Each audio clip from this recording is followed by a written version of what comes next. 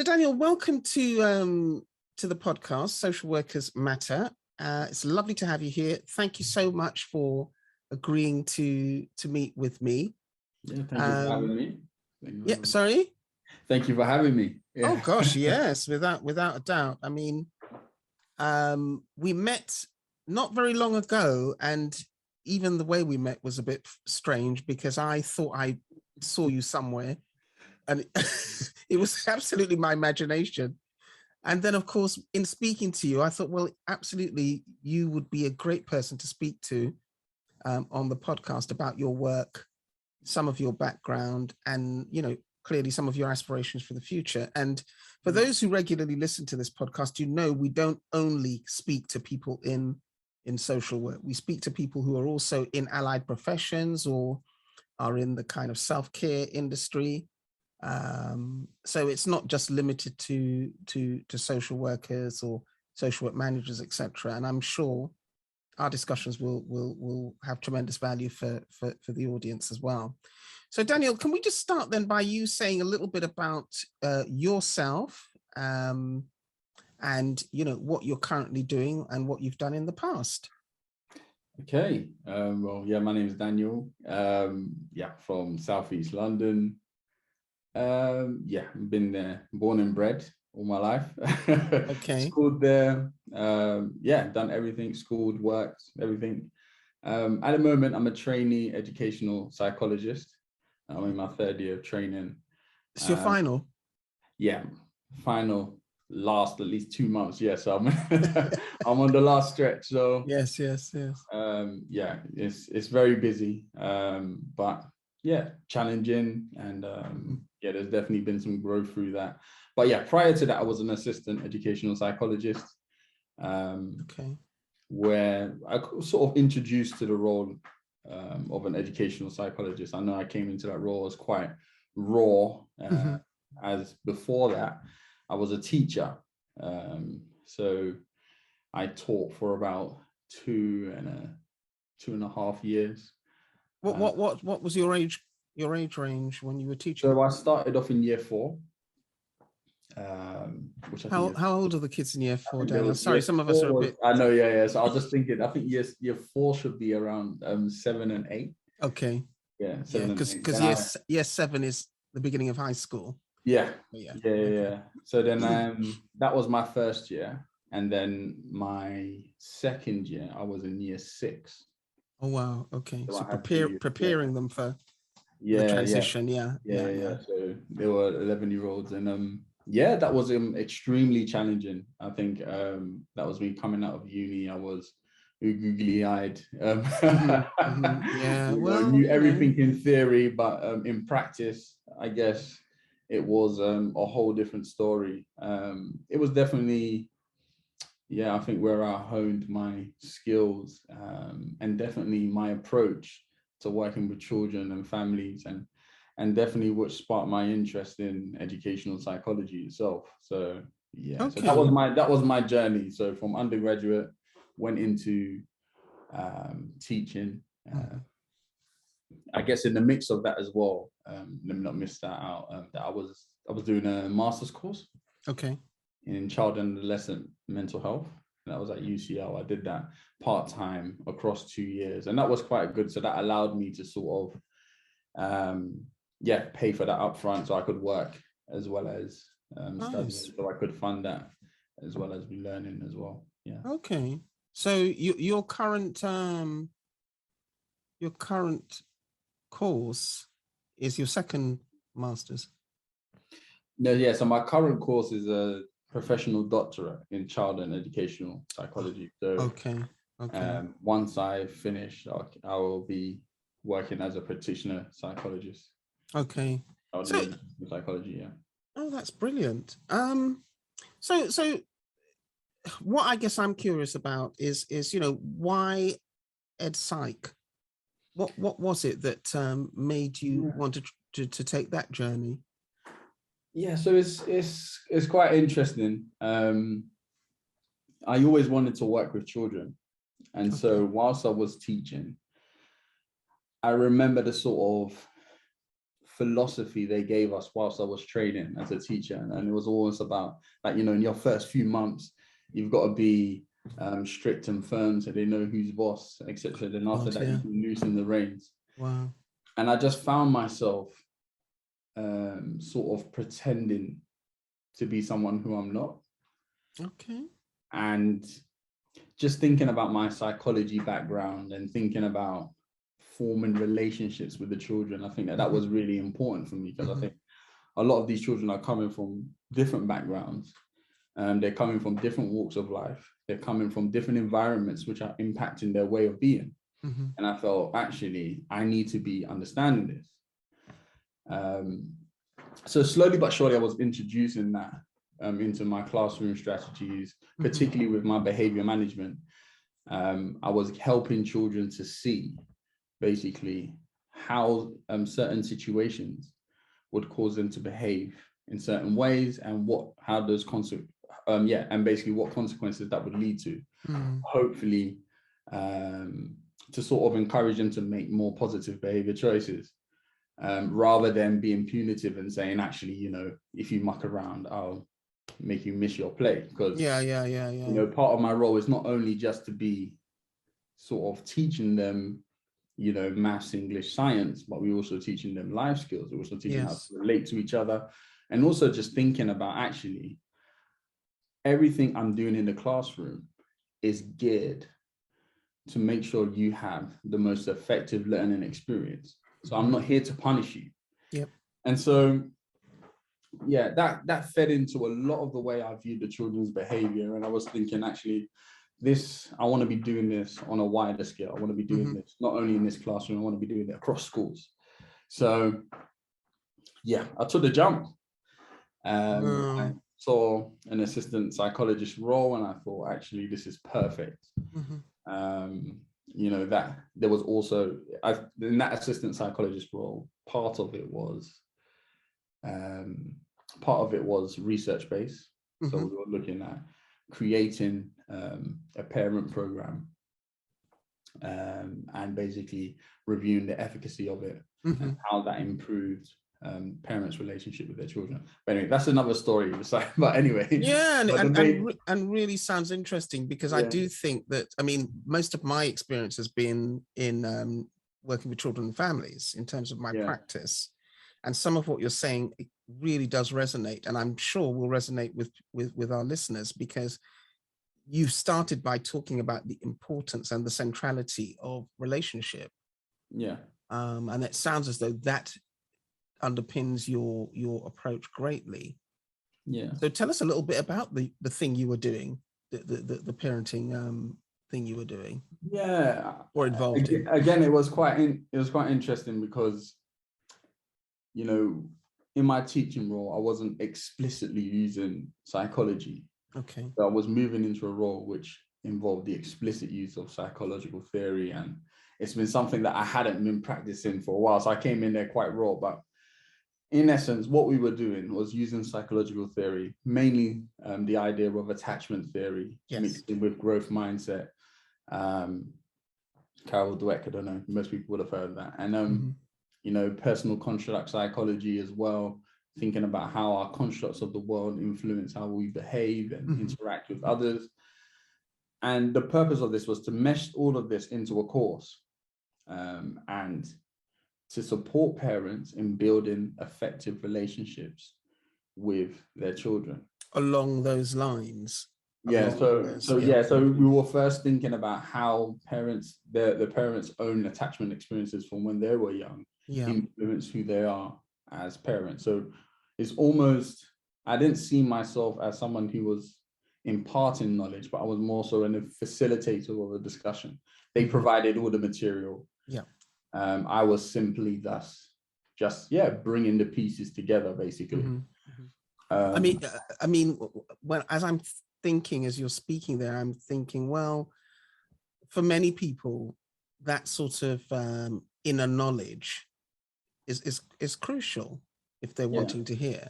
So I would imagine if people are talking with you about their sort of experiences of attachment and their experience of parenting and so on, surely it wouldn't be a one-way conversation. I mean, what would you be bringing to the table in that discussion with parents who are talking about? I think in the discussion, again, I was bringing a sort of reflective angle to it. I think is actually, okay, you've shared those experiences. Okay, what is it about those experiences that were significant for you? And why did you carry them forward? Why is it that you pick those specific, why do you make notes of those specific experiences that you had when you were young with your parents? Why do you focus on those things? Why are they so important to you?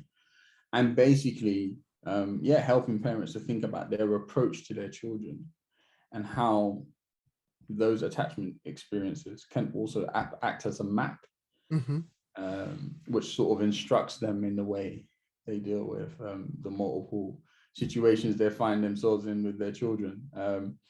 But yeah, I don't think I didn't really have the attitude that I was the expert and they were the learners. I think, they're experts in their own experience. And I think it was about eliciting the resources amongst the parents, the strengths they have within themselves, and, I think there were really positive stories that came out of it, just simple things and unpicking about making the bed, and because I worked, so basically, there were two, what I didn't explain was that I had a colleague who was doing the early years part of the project. Right. So she was working with 0 to 5. And my part of the project was working with 11 upwards. Okay. So parents of children, of adolescents. Teenagers, yeah. The easy bit. Sorry? the easy bit. You could say that. But as I was saying, there was so many positive experiences, and I think there was one in particular that stuck out for me because it was a parent that was getting on their child, particularly about making the bed, and she said a 10-year-old should be able to make their own bed. And so I said, okay. I reflected on that, and I think I said something along the lines of, can you fence? Do you know how to do fencing? So, well, you're, if we take your principle, you're of age, you should know these things. Do you know what I mean? Yes. You know what I mean? It's like, it's that. Light bulb went off, did it? Yeah, exactly. So it's just the thing about, actually, let's think about what experience do the children have of what we're asking them to do, no matter how simple it is. It could be about folding a t-shirt for all we know. And so taking it down to that micro level was quite helpful for her. And I think it stopped. I mean, she fed back. I think this particular parent was, under the watch of the safeguarding leads, particularly in school. And so it was fed back to me by a staff member of the school that she'd been really receptive to the staff in the school in regards to how she's been interacting with her child at home. There was definitely more reports of how she felt more reserved and relaxed in her approach to her child. And a lot of the time, she realized that her correction was coming from a place which was pride, basically, in a sense that, to put it quite frankly, it was kind of like, it's about me, like, you're defying me if you don't do this. It's a shame to me if you can't do this, etc. And I think for her, it was a light bulb moment for her, and it was really something that gave her a refreshing a really refreshing look on her own parenting style, and really, I'm sure, sort of redeemed her relationship with her child, you could say. Yeah. I mean, I think, I'm sort of making the comment about, a light bulb moment, and, clearly the approach would have hopefully have facilitated more improved communication between parent and child. But I guess my other thought is any of us could be guilty of having a similar approach to that mother. Of course, where, you do as I say, or whatever. I mean, I mean, I'm a parent, and I vividly recall saying things like that. And what it sometimes needs is just for someone to switch the light on for you. Yeah. Which I think is what I'm getting from what you're saying. Yeah, definitely. And I can say that that was my story. I don't have children of my own yet, but I definitely had that light bulb moment in the way I was, teaching the children in my class when I first started teaching. When they weren't doing the work, when they weren't focused. It was, when I looked at my responses to them, it was more about the control that I had. So if they weren't performing well in the class, it's a reflection of me. I'm not being effective, or I don't have control, and I just realized that actually it was more about feeding my ego than actually feeding the children was helpful. And so I took that in with me to being an education psychologist and on this research, and actually we need to reflect on what we're doing and where and what place our actions are actually coming from, and make that connection.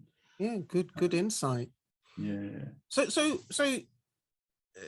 take us, pick up the journey. You were involved as an assistant child psych, or ed psych, I should say. You wanted to work from a more kind of psychological position with children. I also pick up that the centrality of and importance of relationships, as opposed to mega control. So then what happened? What was it that made you want to go and train, and how was that possible? Did you have to meet requirements? I mean, how did that happen? I mean, normally there are a set of requirements, but it's about building your experience with working with children from diverse backgrounds, and thinking about how you've been applying the psychology in those cases. But my journey was quite interesting. As I said, I was pretty much raw in that assistant psychology position, so going into training didn't seem like a viable option for me. But I had the most supportive and encouraging supervisor who met me where I was. And so are you going to give a shout out then? Yeah, big up Chris Norton. Thank you. Yeah, big up Chris Norton. Fantastic. He's absolutely fantastic. Definitely sort of it's basically a template of basically the psychologist that I want to be. He could see where I was strong, could see where I needed to develop. But he was really good at honing in on my strengths and using that to leverage my skills where needed, and gave me the confidence really to step into areas where I hadn't done before. He was definitely fighting my corner in terms of getting me experience in doing training,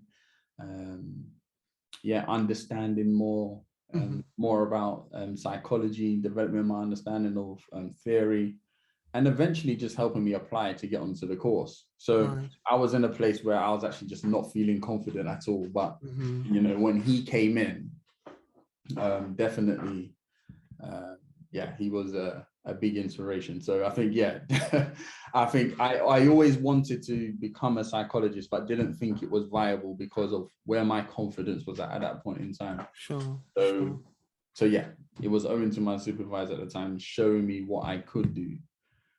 I was very strong with my sort of interpersonal skills. So doing training with staff was quite good. Doing group interventions with children was very good. And I guess, but the administration part of it was somewhere where I needed to work on. So I was doing great work with children, adults, and families, but it's it was my written communication of that work, which probably was an area that I needed to improve. Along with other colleagues as well, were very supportive of me and that. And so, yeah. You know, I think I was very encouraged. I was thinking like, yeah, I can't wait to get onto this course. So when I actually got on, I was over the moon, over the moon. Yeah. All right. Well, let's take a pause there for a moment, because I suppose we can talk about what your experience has been on the course, and then talk about, you know, what your research interests have been and how that's gone. Yeah. But I think a significant issue, of course, Daniel, is that you're a Black man.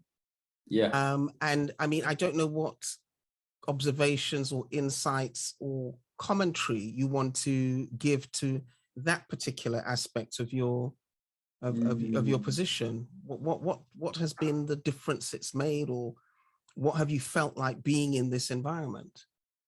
I think I've gone through stages. I think coming in, I was quite naive. I think like psychology is definitely a sort of field where it's dominated by, you know, most would say white middle class women. Okay. So walking into it, I was quite, I was quite aware of that, and being very conscious of how I present myself, and being like super aware of how I might be perceived. Thinking of my hairstyles in particular.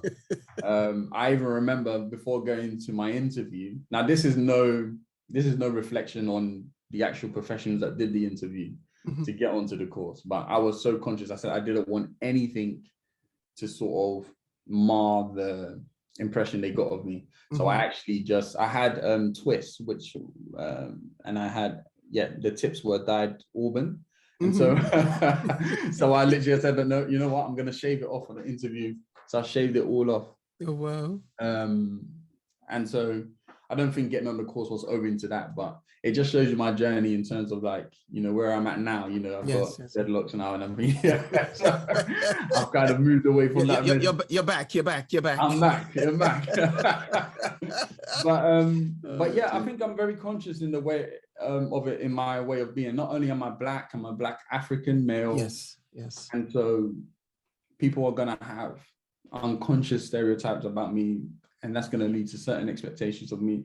Not only that, I'm also a Christian as well, and so that also adds into the mix as well. So a lot of thinking around intersectionality was important for me. That springs to mind, yeah. A When little, yeah. When thinking about how I could be positioned by parents, by other colleagues, and other professionals as well.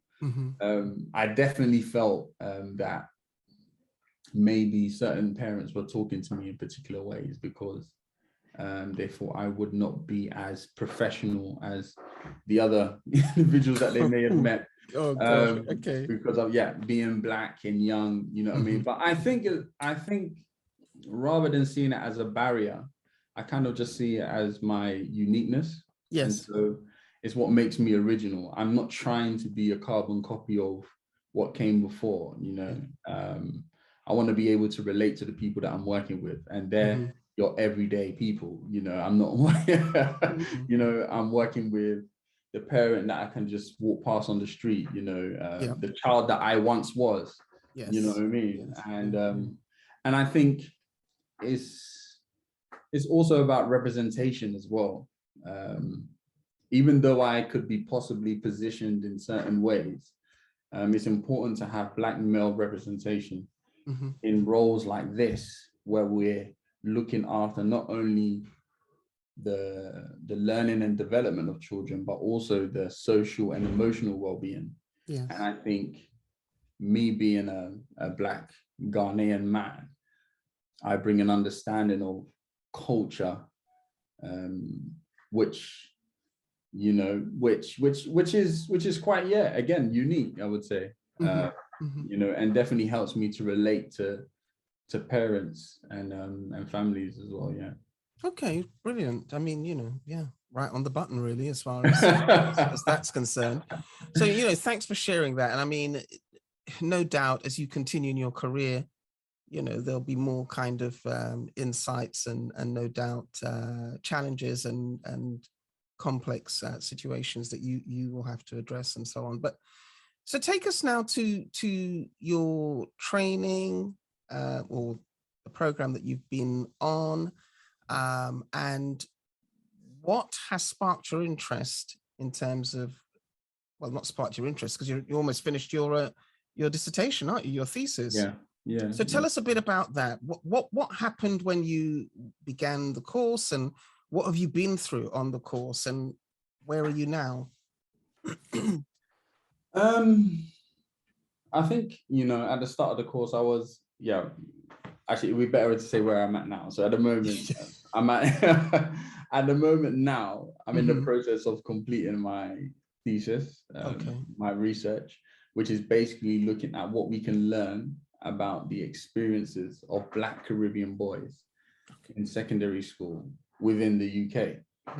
Now, what's original about that, my research, is that it takes a participatory approach. So in the idea that it's being led by the students themselves. Sure. They're going to be directing the questions that I was going to be asking these Black Caribbean students, particularly the males, to understand what their experience has been like. And why I was interested was both because of my personal and professional experiences. Personally, when I was in school, I remember being part of a club called the ACE Club, and it was about the African Caribbean excellence. And they were quite frank with us. They were saying that actually, looking at our statistics, we noticed that, Black Africans tend to be performing better than Black Caribbeans, etc. So it's about sharing practice, sharing our learning experiences, both at home and school. That was a most vivid experience I remember. And I remember there being a stark difference, mostly about individuals at home, mostly about having individuals at home to support learning. I found that, I remember one Caribbean boy in my class spoke about how he had an uncle who brought him maths books, but wasn't necessarily there to help him go through the book. So he wasn't really encouraged to engage with it.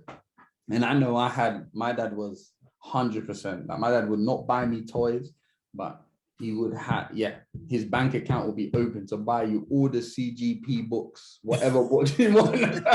He'll be there to buy it for you. So there was a particular understanding I had of the Black Caribbean learning experience for my own personal, my own personal experience in secondary school. Professionally, though, I did notice, and I can't state it as fact, but amongst the staff, there was always a discourse about children who would typically be in trouble, who would particularly be in detentions, who would be sort of known to be troublemakers, etc. And those tend to be the Black Caribbean boys. And I was thinking, like, why is it always that? Why is it always that? It's almost, and then I remember hearing TA saying that, oh, he's a Jaden. Oh, he's always going to be in trouble. He's a Tyrone, etc. So they've almost made their stereotype based on name. They haven't given the child a chance. Wow. Do you know what I mean? And so that was something that was definitely in the atmosphere, and I think definitely was guiding some of the actions and the attitudes of teachers unconsciously, which led to challenges and barriers for those particular children. So being a teacher, I was very consciously aware of that. And that definitely changed my approach to the most challenging children that I came across. I remember one particular situation with a boy who was Caribbean as well. And he was coming to school every morning with packet of crisp and fizzy drink. Now, he would always clash with the head teacher, but the head teacher could not, couldn't seem to put his finger on why this kept happening, even though he instructed him not to do it. So me thinking about theory, me thinking about my understanding, I simply asked, what happens in the morning?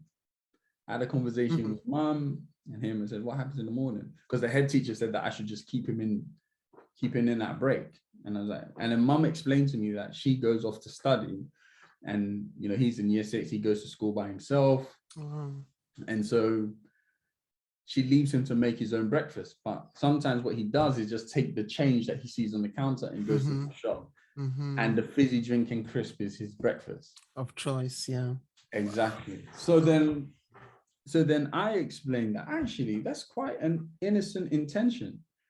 You know, I want to feed myself, I want to have some breakfast, but maybe my choice or what I eat for breakfast and what I'm bringing to school might not be as helpful, but it comes from an innocent place. It's not to be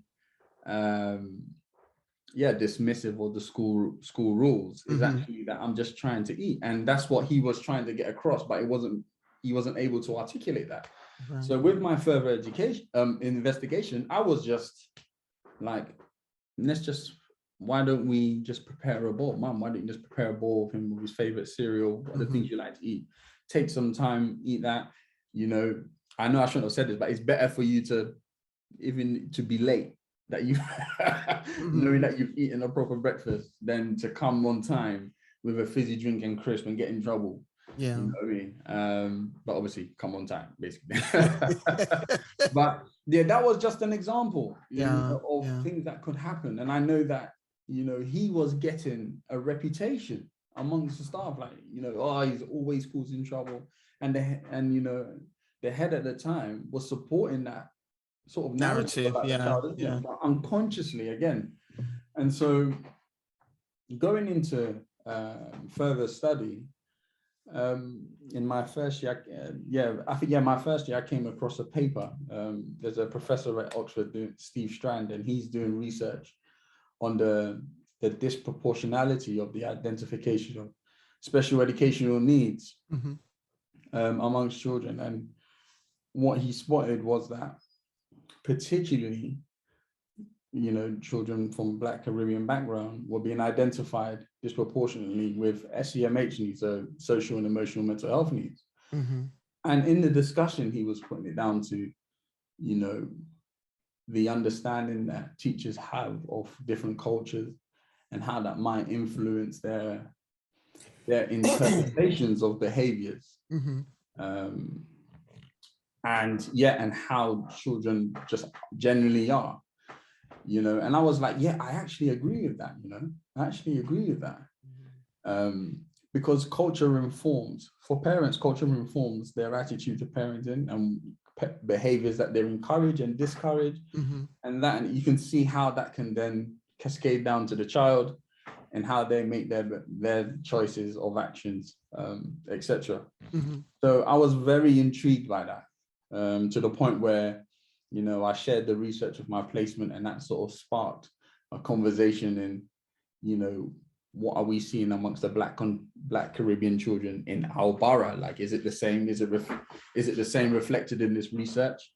And so I was like, okay, looking at the DFE, looking at the Department of Education as well, I'm seeing that the exclusion statistics, although across the years, the percentage has been going down, we still see that Black Caribbean boys are amongst the highest that are permanently excluded.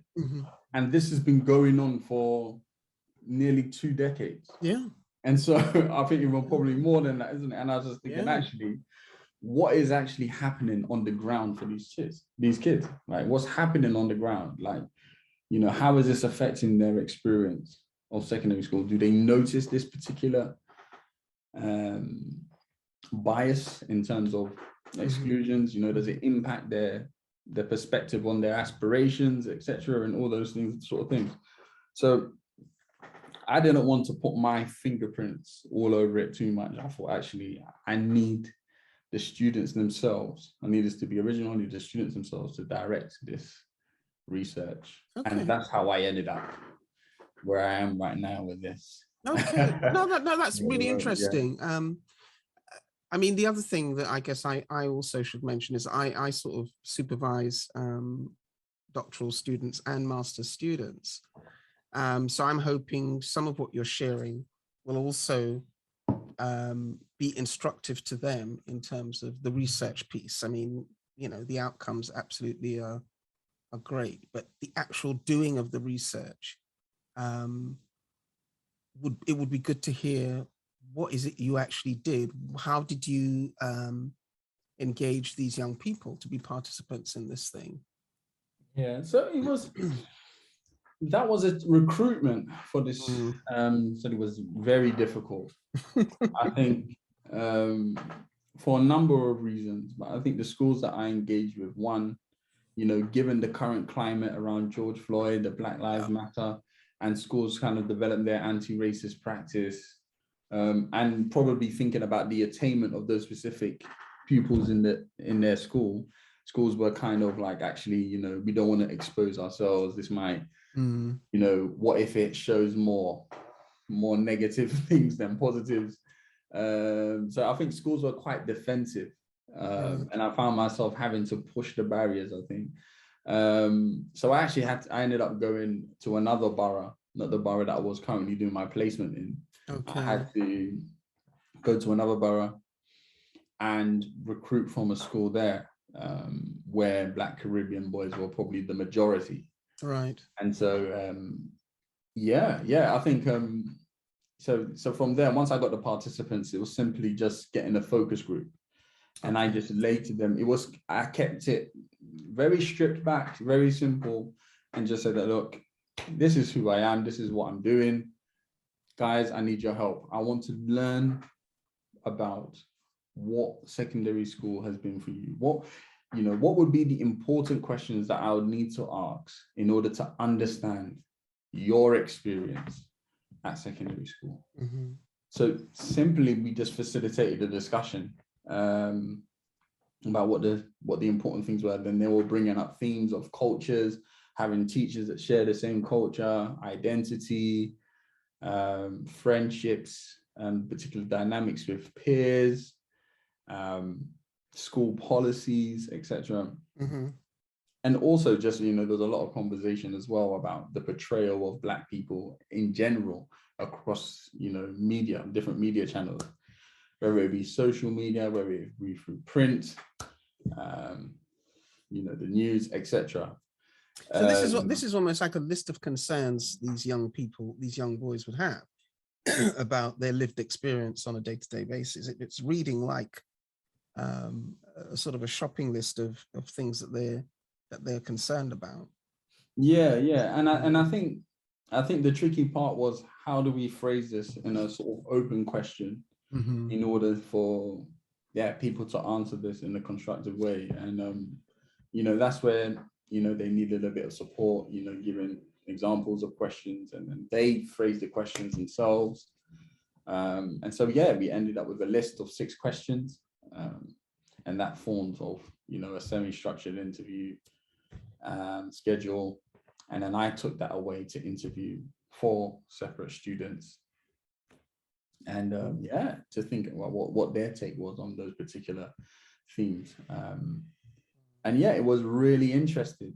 It was funny. Even the first thing I observed was that a lot of the students seemed guarded. It was almost as if I share my experience, if I share my views, this is going to be bad news for me. One of the boys was quite explicit, about how his parents instructed him on what to say and what not to say. So, but even in that, that tells you something. Yes, it's very telling. That tells you about something. Do other ethnicities have that concern when talking to professionals about their experiences? And I don't, not to go off on a tangent, but I see it in, like, when having consultations with parents of different ethnicities, some feel positioned, from my experience and my observation, it seems that some feel comfortable to challenge authority, some don't. No. And, part of my role is to empower those people that you have autonomy in a situation. These are the rules that people need to play by. But anyway, so. But that's an interesting point, because I think, it's something that can actually be seen across the spectrum of our interface as ethnic minorities, if you like, and particularly Black people, our interface with authority. And the trust is just really not there. So, you know, we can think of institutions like the police, health, mental health, education. Yeah. So it's kind of not surprising, but it's sad because we're talking about kids. Yeah. So are they already beginning to get hold of the fact that, boy, I need to be careful about what I say and who I say it to? That begins to happen at a fairly early age. And it's not necessarily something that white kids have to negotiate. Not explicitly anyway, not explicitly. Yeah, exactly. And that was something, you know, at the moment I'm still just going through the results and sorry, the findings. And it's quite interesting that a lot of the attitudes towards education, to their way of being at school, is informed by this perception of what people feel Black people are about, basically. You know, being fetishized in the sense that, you know, one student talked about, he's quite aware of how, you know, the features of Black people can be quite fetishized, and at the same time, you know, Black people are sort of criminalized. So we're seen as, you know, desirable on one hand, and on one hand we're seen as actually, you know, the people in society that are causing the most drama. Yes. You know, so you spoke about, you know, people wanting to tan and have darker skins, you know, wanting to have, you know, certain lips, the lips to look a certain way, you know, to have certain bodies. And, you know, when you look back in history, you know, you think like actually at some point these features were not desirable. You know what I mean? And yeah, he said that, you know, that's a conversation he has with his family all the time. And, you know, it's quite conflicting. But yeah, I think it's a shame, because if that's what's directing their thoughts at this stage, you know, what's it going to do to their aspirations? Yeah. You know, what's it going to do to where they think they can get to, where they think they can achieve? You know, what can they achieve? Sorry, how does it impact what they think they can achieve? Well, I mean, I think, you know, work such as yours and possibly if more, you know, representation is achieved in some of these professions, hopefully that will help. It won't eradicate, but it will help, because it brings another set of voices into the room. Of course. So you know, it's not just a one-way kind of conversation, and it's not just about a dominant paradigm, if you like, which is you know, part of what the difficulty has been.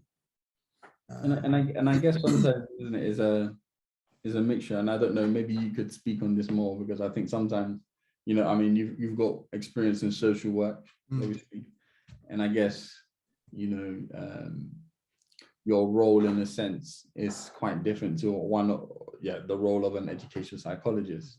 So, you know, your voice and reputation would mean something different in that aspect, do you think? Or would you think it would be the same? Well, I mean, you see, some of what you're saying is very, very familiar in terms of what you've found and what you've, you know, the insights you're sharing. Obviously, you're talking from a more modern and contemporary position. You're talking about kids in school today. I think in social work, we're talking about sort of very sort of challenging situations, and sadly, perhaps when things have got a bit too bad, that's when our intervention tends to kick in terms of, you know, you know, sort of like frontline social work activity, if you like. And I think what you're talking about, for me, is something that can happen, or some support and realizations that can happen before it gets to the poor state, I guess, that we tend to find when we become involved. Now, I know that's not true for all social work sort of approaches, but certainly in terms of children and families, and when you kind of move alongside education, you know, it would be great to think that conversations such as the one you're having could have happened a long time ago, or a long time before it actually got to that point. I mean, you know, the thing is with most of our services, we're all working in arenas where things are quite bad.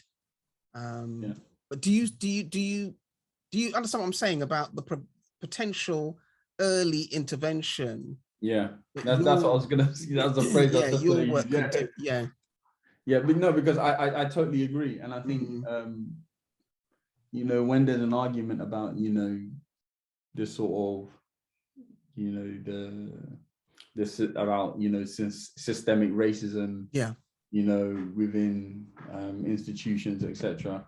I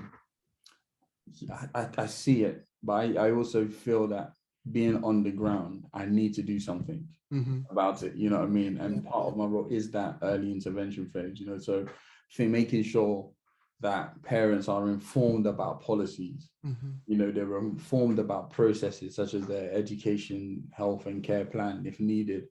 They understand the agencies that are available to advocate for themselves. And so, and also just, you know, supporting positive relationships between systems. And what I mean by that is that although, you know, although some families, parents and children might be projecting their negative experiences of working with particular professionals or different systems, there is always potential for positive interaction between systems. And when I say between systems, different systems could be, you know, thinking about school, you know, the parents' relationship with the school, to drill down a bit more, thinking about the bi-directional influences between that communication between the parent and the teacher, and how that influences the relationship the child has with both. And it's all, and it doesn't mean that you won't bump heads at things, but you're always working towards that that focus goal of supporting the child. And, you know, those are just little things, little strategies, little ways of working. Small but important when things. Thinking about early intervention, those are the things that pop out into my head. I mean, there's a lot of things that come to mind, from the point that you were making. I definitely think, you know, and that's definitely something that's a motivating factor for me in my work, is that yes, we can talk about these things that are happening on the ground. How do we prevent it? We don't want to be intervening at the point where things are already worse and they're crumbling. We want to get there before the things crumble, you know. So what systems can we put in place to prevent that from happening? How do I work as a psychologist with head teachers, with Senkos, with parents, with class teachers, to prevent this from happening? You know, how do we work with training institutions? So, you know, how do we work with universities that are training teachers to better equip them in supporting those children that are facing outcomes which are quite negative? Dire, really. Well, I mean, you know, first things first, get the thesis finished. And I mean, you know, you're obviously on the last lap. Let's jump to what do you, I mean, you perhaps haven't even thought about this yet, or perhaps you have. What's the future in terms of your work and your direction? I think from what I've learned on the course, I think working systemically is very interesting for me. So thinking about, you know, whole school approaches that can better the children's learning and development is something that definitely interests me. At the moment, working with that 16 to 25 gap is something that educational psychologists don't necessarily do. So, you know, outside of work, I'm part of a group called the Urban Synergy. And basically my role is to be a sort of a role model and offer an insight into the job that I do. Yes. To basically showcase to these young people, people who are in sixth form thinking about what they want to do at university or what vocation they might want to do next. We're basically just showing them that actually there's so many professions out there that you can take part in, and showing them the pathways that we've taken to get there. And yeah, and Urban Synergy do a great work in doing that, you know, providing mentors for these young people to walk with them in making these decisions about their future. So yeah, working with the 16 to 25 age gap is something that I definitely want to do in the future. And yeah, I think thinking about supervision as well. It's something that motivates me. You know, I know how effective and supportive my supervision experience was as an assistant, and moving on throughout my doctorate. It's been excellent, and I know how vital that is in order to be successful as a psychologist. And you know, that's something that I want to be part of. Definitely, whatever service I find myself working at, I want to be. Yeah, I'm going to be in my first year working. I'll be newly qualified, so I'll be just really learning the ropes and just getting things in place. But you know, once that's settled, once all the dust is settled, I definitely want to be pushing on and thinking about, taking on those supervisory roles and supporting trainees and other people who are thinking about becoming psychologists even. Well, Daniel, I mean, I think I don't know if you're involved in any sort of podcasts or any kind of sort of social media, you know, like YouTube or whatever. If you have a channel or I mean, this is obviously after you finish that big piece of work, but that is absolutely something I think that you should consider, because in terms of reach, you know, the use of some of these platforms can be really, really useful. So that's probably something, and particularly if you're interested in education, supervision, training, as well as the frontline work. I mean, definitely consider that. That's something you could absolutely consider and do going forward. The Urban Synergy group, are they a national group, or are you sort of limited to a specific area? At the moment, I think they cover most of South London, I believe. Okay. But I think they may be expanding. I think the pandemic, COVID-19 definitely put a halt to a lot of the work that they were doing. Yeah. And they were quite limited to what they could do over Zoom basically. So they're currently advertising for roles, so which I believe they should be expanded. But mostly I find it's around South London. Okay, and presumably they have a website and stuff. I mean, I just want to direct some of our listeners. I don't know the website off the top of my head. Okay, well, no, but I'm sure if they type in Urban Synergy, I'll find it. Mentoring scheme, it should pop up on Google. Yeah, everything pops up on Google, doesn't it? Yes. So Daniel, thank you so much for spending some time. I know I always say this to my guests, we've just scratched the surface, really.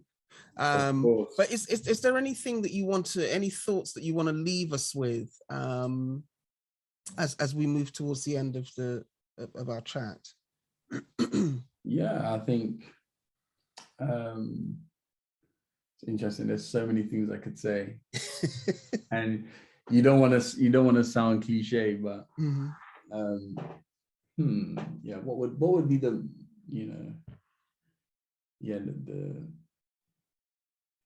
my last 2 pence? What would that be?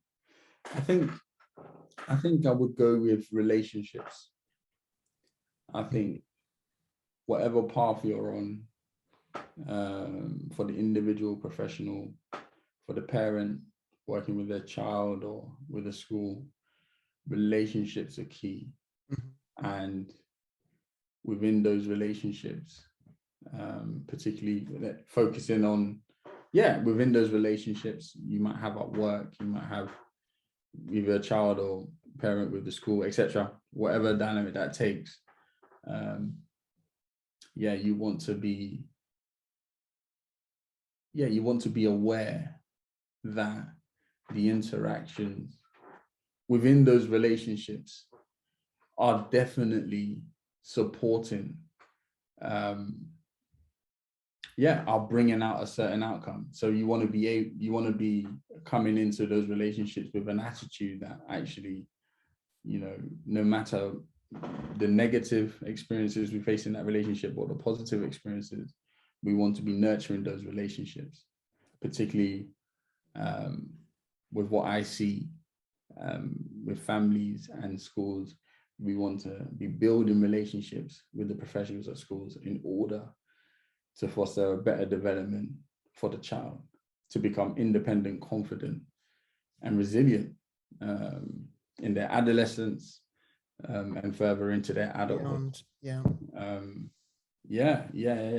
Hopefully that makes sense. It sounds probably, yes, it does. It does. What I'm absolutely taking from this is relationships are key. So in a line, but I like the padding that you've given us as well. Daniel, thank you so much. Thank you. All the very, very best with your work. Hopefully in the future, when things are a little more settled for you, you can perhaps come back again and we can talk more about what you're doing and some of your progress, etc. Because I do think, the fact that you are a Black man in a profession like this is tremendous for others who may be considering it but don't really know where to start. So yeah, for sure, definitely. Yeah, I can say a lot more on that, and I guess with my research, I will be looking to take it back to the participants, and they're going to decide how they want to disseminate. Do they want to talk to parents about this, talk to staff about the findings of the research, and basically have them be at the center of it, foreground in the research. Good. And goodness knows what spin-offs it's having on them because they've been involved in something like this. So anyway, well done, very well done. And as I say, thank you so much for joining us today. No problem. Thank you very much. Bye.